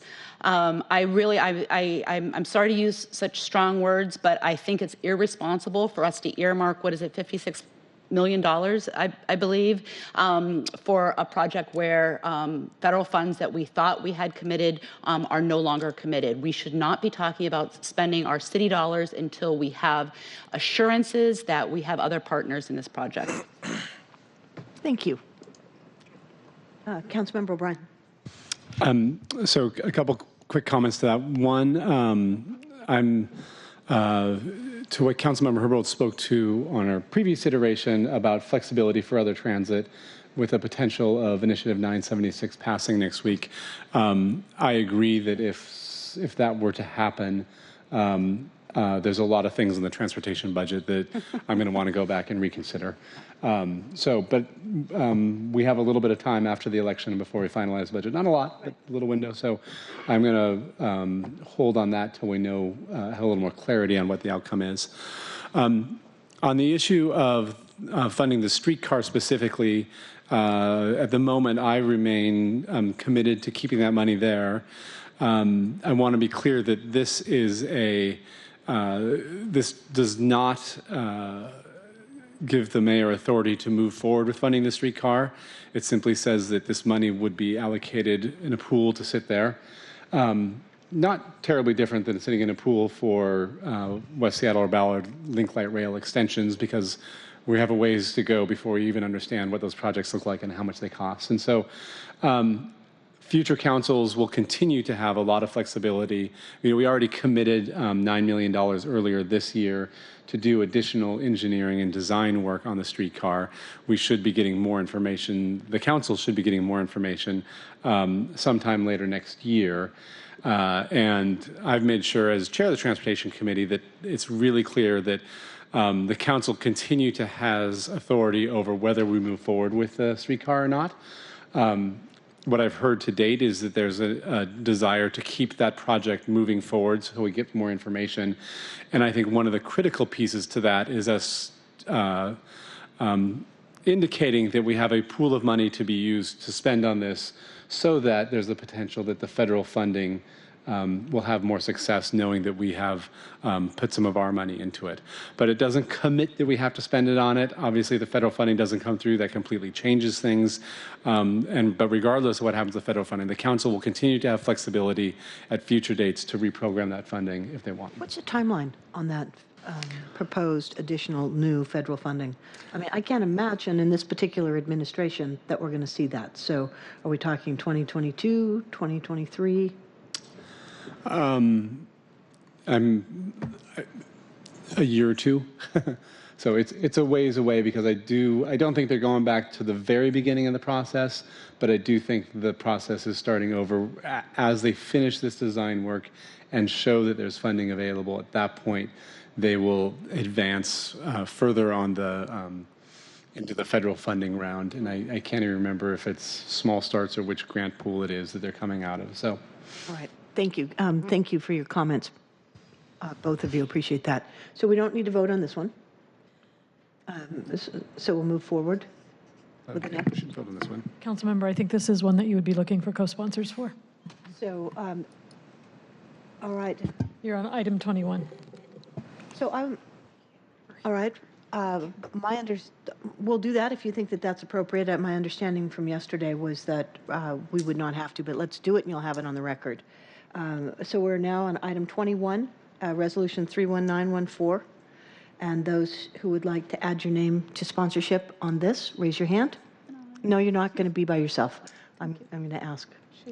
Okay. Great. Thank you. All right, the next item on the agenda is item 22, which is another amendment to Resolution 31914. This would be the first action that would implement the Transportation Assistance Voucher Program that Council President Harrell has spoken to. This action would amend Resolution 31914 to add a Transportation Assistance Voucher Program with up to $1 million in funding as an eligible use of TNC tax revenues. Okay. Any further comments on this? I want to make a comment that my original proposal was simply to do somewhat what Councilmember Herbold did, and that is just to earmark the funds, to have a revenue stream go toward this. Having met with labor and other constituents, I thought a perhaps more prudent course would be to proviso the money, to have a study, to have the study come back to see its feasibility. I spoke earlier about the Transportation Equity Program and what they're doing at the county, so I continue to think it makes all the sense in the world. But this was more of a go-slow approach to make sure that future councils and mayors and constituents are all on board with a report coming back in March. And so that was a more conservative approach we took, but I think a more thoughtful approach as well. Okay. So, Council President, is that, I see that there's item 22, item 23, item 24. Yeah, they all. And item 20. They all get- I they all want to do get what there. you just described. Right. So what do I vote yes on? Yeah, so you could describe it, but they all, I had to re-letter them A, B, C, and D because it was a little confusing to me too. There are so- 4 actions that are needed to effectuate this change. The first one is what we're voting, or what we're looking for co-sponsors on right now, which is item number 22, which is the resolution amendment. In addition, in order to fulfill kind of this vision of the Transportation Assistance Voucher Program, there are 3 more things that need to happen. One is item number 23, which is a SLI requesting FAS report on the feasibility of this program and how exactly it could operate. The third item that would need to be, or that you would need co-sponsorship on is item number 24, which is a proviso on the finance general reserves related to, so that this money remains in finance general until it is spent on this program. And then the fourth thing that would need to happen is item number 27 on your agenda, which is the TNC Tax CBA 101-A-1, which is an amendment to the council bill setting up the tax, the TNC tax, and that it would amend that tax bill to change it so that the fourth one is item number 28. It would be TNC Tax 102-A-1, which would amend Council Bill 119684 to add this program as one of the intended uses of the TNC tax revenues. Do we have an amended version that we can all see? All of these amendments are provided as attachments to the CBAs. So if I could, Amy. So we try to figure out a very simple way to effectuate all these changes, but because there are like 5 pieces of legislation, it became necessary to do 4 pieces to effectuate what we're trying to do. But I want to make this clear too, and keep me honest on this point, that the way the proviso works is we're asking for the report to come back by March. And I said earlier that right now as we speak, the report is, we're having FAS do the work. We can have SDOT do the work, but it made sense since this is all FAS related. So it does read FAS. But if let's say, for example, worst case scenario, that the report is done, the SLI is complied with, and they say, you know, great idea, but it's just not feasible. We can't mirror what the county's doing with the taxi script. It just doesn't work. The $1 million can still be released and used for other purposes. It doesn't go anywhere, but the proviso, the new council would have to lift the proviso and say, just not feasible. Or if this works, they say, this is a great idea, this is how it's going to be implemented, the money should be lifted and then go toward that end. So that's why you have a SLI and a proviso. So did I misstate any of the intentions here, the language? Currently, the proviso states that of the TNC tax revenues, $1 million is appropriated solely for the Transportation Assistance Voucher Program and may be used for no other purpose. However, so it would take further council action to release these funds for other purposes. Right. That was going to have to happen anyway because all of these funds are going into Finance General to be appropriated next year. So it will take council actions to appropriate these funds, whether it is for the streetcar, whether it is for this voucher program, and that can be done after the SLI is received by council. Just to be crystal clear, so a new council, the council can say, lift the proviso, do the transportation voucher program, or lift the proviso, don't do it. Yes. Okay. Could I? Yeah. Go ahead. Sure. Councilmember Juarez, then Councilmember O'Brien. This is very brief. So just quickly to make sure I understood what President Harrell was saying. So number 28, we would, if we were to vote on that, that's to amend number 24, to add the program to number 24. So 28 and 24 are connected. If we do 24, then we got to do 28. Yes, all 4 of these actions would work together. Okay. It would be, I want to just make sure I have these numbers correct for you. It would be 22, it would be 23, 24, and 28. Those are the 4 actions related to the Transportation Assistance Voucher Program. So And Council, just at the risk of telling you what you already know, you're not voting today, you're just indicating co-sponsorship at your choice. could I suggest or ask that we indicate co-sponsorship as a bundle of 4? So Yes. because I think they That'd all go be together, good. and then we I'd can take check that off as a 4 things at once. friendly suggestion. I'm totally open to that, as long as we're not going to get our hands slapped in the future for not having individually voted on them. Or we're not Not by voting. me. I would ask the clerk if you see any logistical issues with that.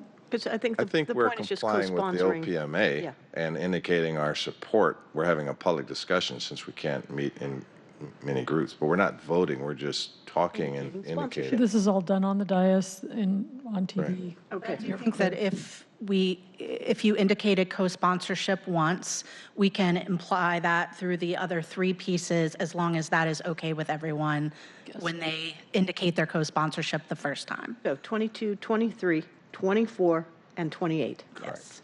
Okay. So as chair, you could ask if there are any objections to making that assumption. Thank you. Would anybody object? All right.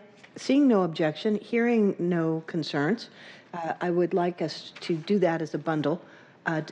Raise your hand if you would like to add your name for a co-sponsor on 22, 23, 24, and 28. Well done.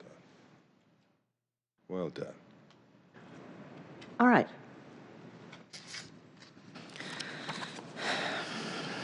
Thank you. So 22.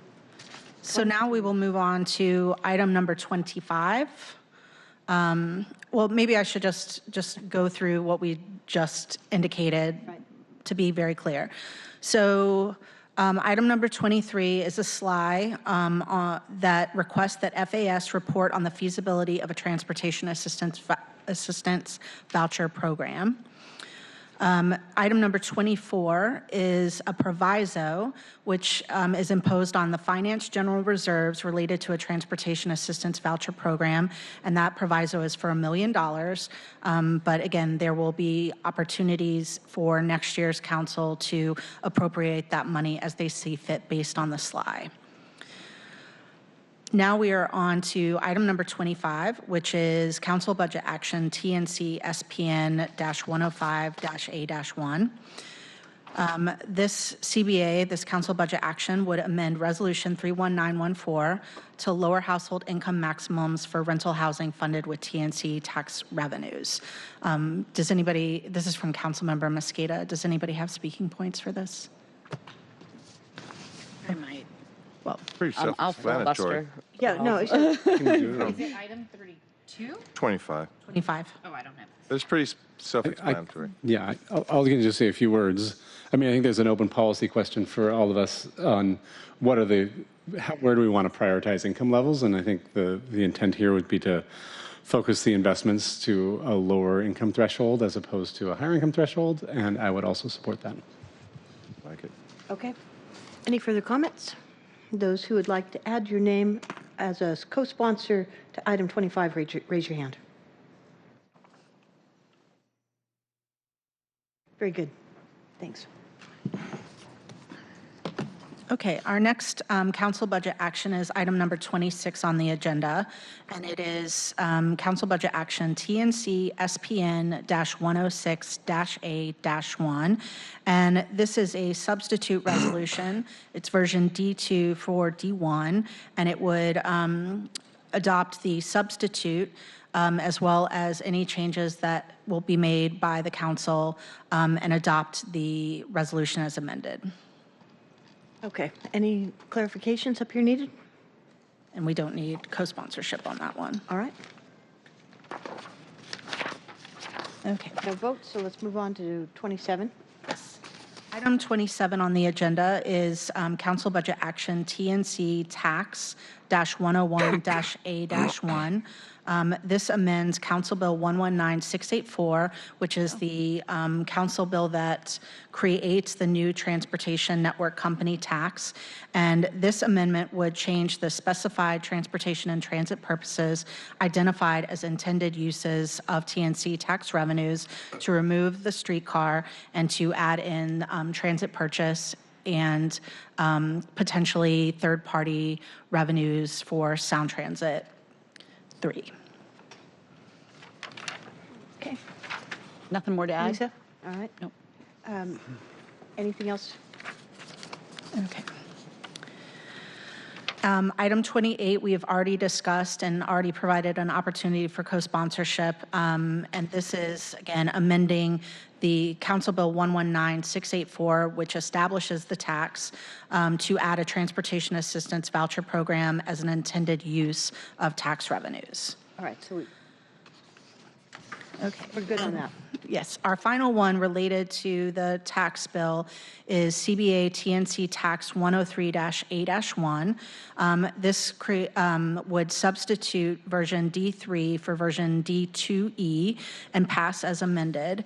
I do want to point out that one change that has been made in the substitute is, if you recall from our original discussion, the tax ordinance creates a base tax of 51 cents and a supplemental tax that would be determined by the director of a supplemental tax, and establish that at 6 cents for a total tax of 57 cents.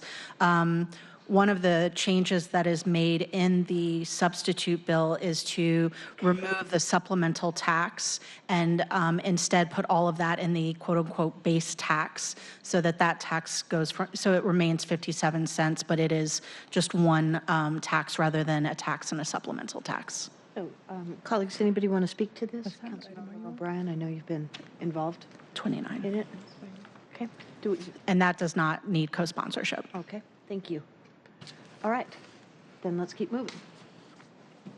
Number 30 is a council budget action that proposes to amend Council Bill 119687. This is proposed legislation called the Transportation Network Company Driver Minimum Compensation Standard. As a quick refresher, this proposed legislation would require Finance and Administrative Services to conduct a study and recommend a minimum compensation standard for TNC drivers that would be comprised of, at minimum, the Seattle minimum wage standard for large employers, along with compensation for reasonable expenses. As part of the study, the legislation sets forth 12 areas of possible areas of evaluation, and this proposed amendment would strike one of those areas and add 2 areas, and it is proposed by Councilmember Mosqueda. Anybody have speaking points? I do, but Okay. I think Karina just hit all of the things I was going to say, so that are on my list, so I don't want to be repetitive. Thank you. You get an A for that one. Thank you. Is co-sponsorship needed or not? Can we keep going? You need to. That's a process question. Sure, let's have co-sponsors indicated. All right, those who are interested in adding their name as a co-sponsor, raise your hand.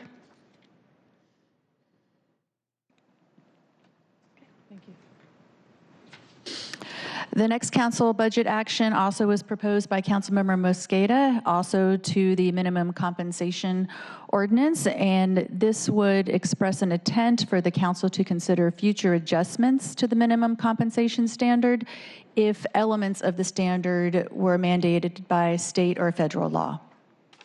All right. I was supposed to talk to this as well, and Karina just read my talking points, so nothing to add. Thank you. Those who would like to add your name as a co-sponsor on this, raise your hand.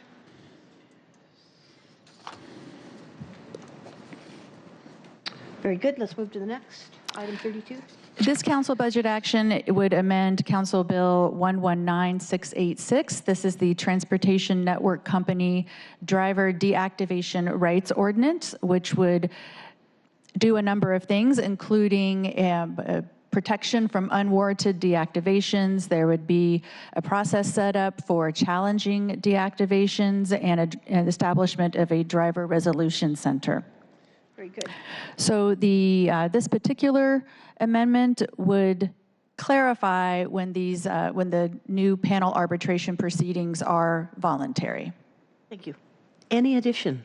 Nothing more to add on that for my Thank you, talking Council points. President Harrell. I'm maybe the only one. I'm just not following what this does. What does this do again? So this would clarify that the transportation network companies' participation in the panel arbitration process is voluntary. If there is a private arbitration agreement that the driver agrees to when they sign up to work for the TNC that requires private arbitration rather than going through this process. Why is it needed, I guess? It doesn't seem to do anything. It doesn't change anything in the law. This is true. There's a section of the law that reminds the reader that participation in the panel proceeding is voluntary, and then these are words that say, except as provided in this other place in the legislation, where it sets forth that the process actually is not voluntary if there is no private arbitration requirement. So let me ask this question, so I think what I heard you say, it doesn't really change anything substantively, but maybe it clarifies something. But part of my challenge in this was the question I had asked during earlier discussions whether we can mandate the driver resolution center be used. That I understand there's contracts between the driver and the TNC, but I was wondering, could a future council require that the DRC be used? And there were legal issues associated with that, and they've already signed a contract, but I just didn't know whether more work could be done in that area in years to come to use this as a resource center, and whether we were sort of doubling down on the fact that this is voluntary. I don't like the fact that it's voluntary, quite frankly. Again, I don't know why if the TNC has all the leverage and the resources and the driver can't afford an attorney, it seems to me that this plays into the detriment of the driver. And here we're saying it's completely voluntary again. So I'm not sure why we reiterate the fact that it's voluntary when I'd rather not be voluntary. If I can, I have the language in front of me of the proposed amendment. I don't think that this is doubling down on saying that the process is voluntary. I think it's clarifying that in the event that there isn't that a binding arbitration contract between a driver and a TNC company, in the absence of that binding contract existing, then and only then would the dispute resolution driver resolution center would be mandatory. So where we run into legal issues related to preemption is when a binding contract exists between the driver and the TNC company that sets up a arbitration process. So under federal law, we get into a bit of a sticky wicket in that context. But if there is no contract signed between the driver and the company, then this clarifies that would be a situation where the panel arbitration process shall be used. Right. So it is clarifying, to your point, Councilmember Gonzalez, when it is mandatory. It is mandatory in the absence of a private arbitration agreement. What are the chances that they're 0.001? that? I mean, they're not going to allow the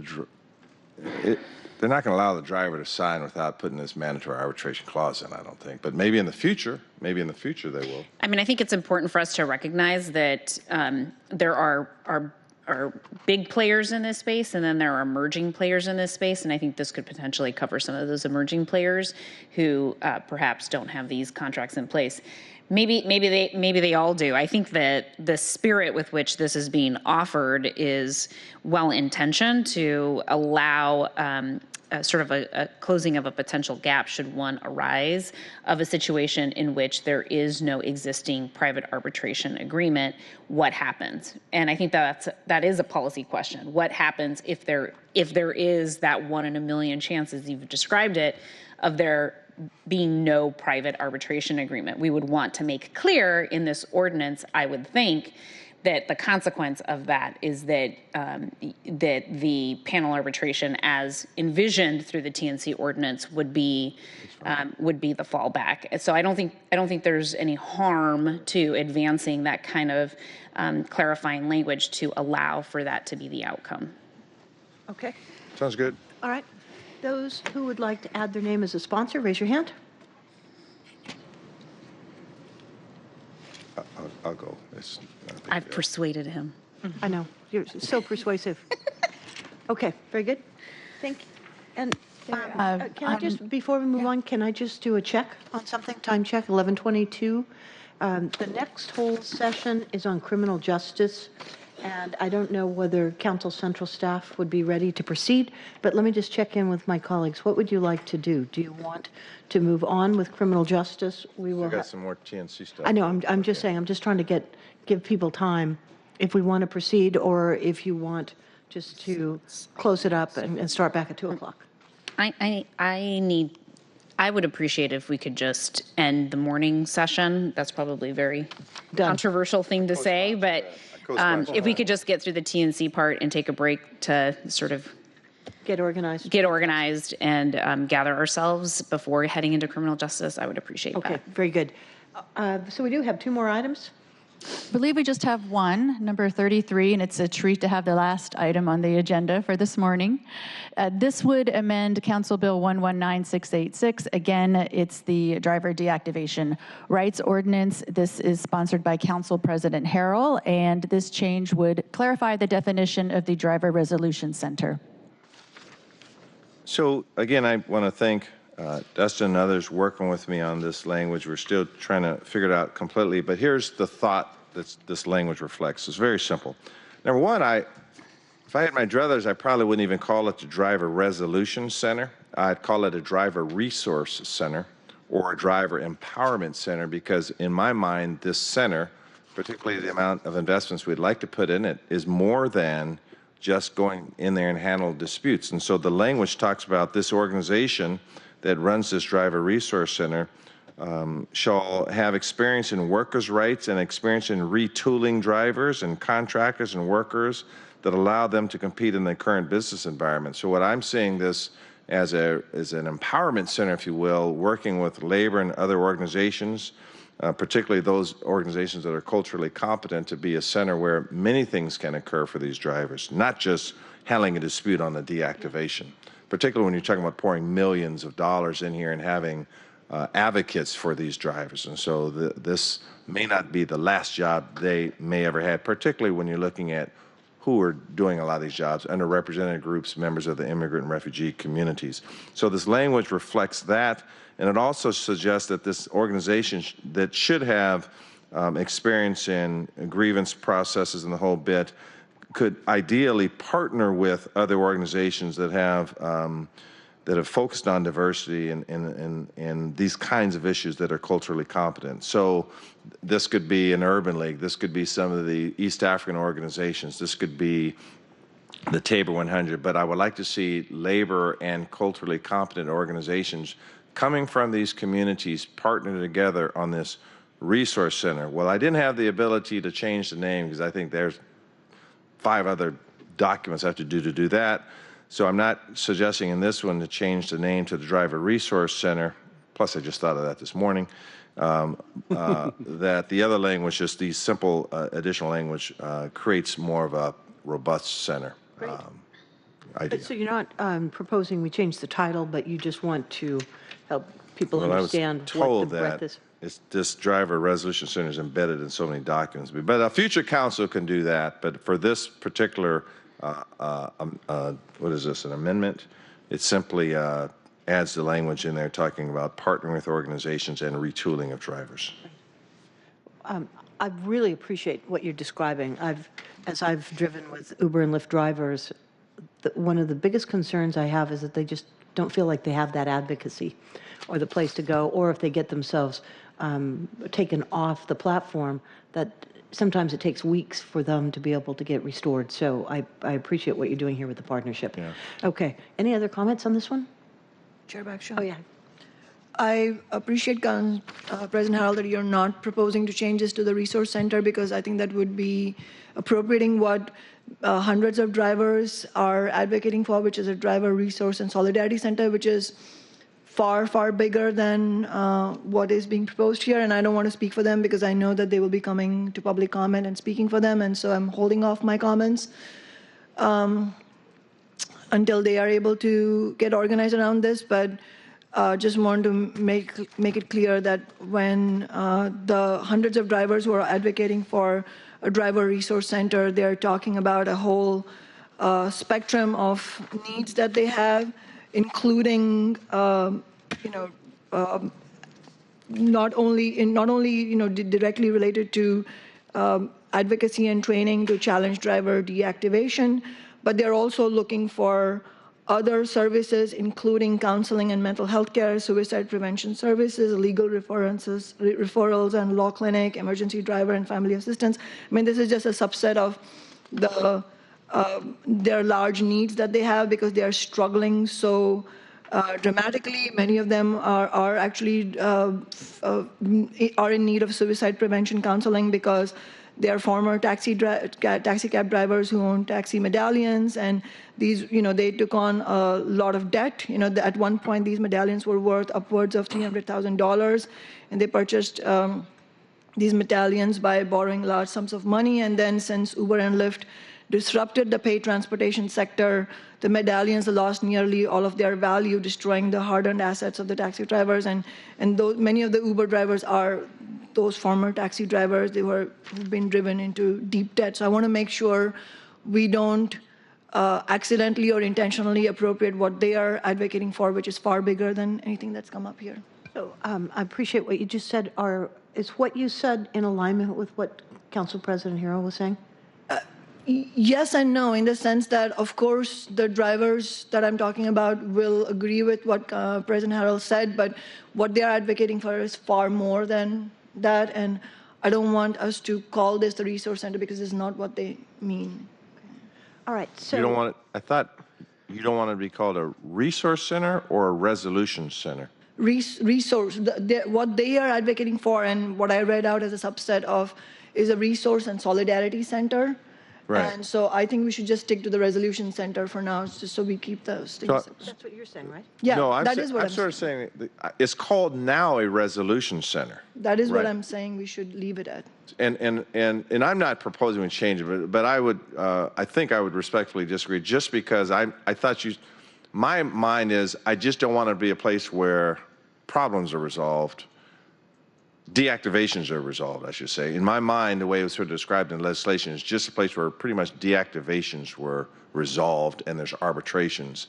And in my mind, it was what you described, which is a place where drivers can organize and get retooled, and there could be resources brought in for them. And in my mind, that's a resource center. But it's a little moot because I'm not proposing a name change. I don't disagree with what you just said, if you are agreeing with what I'm saying. But if you are, then I think it will require specific amendments to both the resolution and the ordinance, which I'm working on with the drivers, but I want them to have a chance to advocate for that first. Hopefully they will be there in public comment. Great. Okay. Very good. But at this point, we are going to add our names as co-sponsors to amend Council Bill 119686 to clarify the definition of driver resolution center. Correct. Okay? Not name. No, we're not changing that. Okay. Those who want to add their name, co-sponsors, raise your hand. Okay, good. Actually, I'm not sure. Was that a no? It's a not sure. It needs to be clarified. Okay, you put an elbow up. We'll call that a not sure. All right. This concludes our session 1 for today. We will be at recess. We will take public comment. At the end of the day, we will come back together at 2 o'clock, and I appreciate everybody's, all of your actions, your thoughtfulness, hanging in here. Council, Central Staff, Amy, thank you for helping us bundle all of those. Lisa, thank you. Katrina, thank you very much for the good work. See you all 2 o'clock. 2 o'clock.